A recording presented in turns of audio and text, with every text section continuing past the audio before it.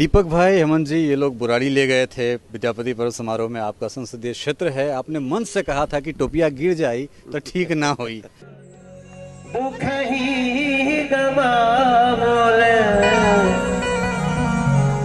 टोपिया गिर जाए तो ठीक नहीं खे, टोपिया गिर जाए तो ठीक नहीं खे, टोपिया गिर जाए तो ठीक नहीं खे। अभी डॉक्टर बीरबल झा ने एक इस पाग को, मिथिला पाग को एक नए शेप में दिया है, तो आपका जो वो शिकायत था, कम से कम वो शिकायत अब आपकी दूर हो गई। इसके विषय में क्या कहना चाहेंगे?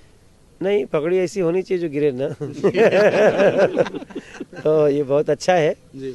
थोड़ा डिजाइन चेंज करेंगे हम लोग। और ये तो पगड़ी बहुत इतिहास लिए हुए है, बड़ी समृद्ध संस्कृति की पगड़ी है और इसमें बहुत कुछ छुपा हुआ है। जब लोग विद्यापति जी का अध्ययन करेंगे, उनके गीतों का, शब्दों का, भाव का, तो पता चलेगा ये कितनी समृद्ध संस्कृति है, साहित्य की, संस्कृति की।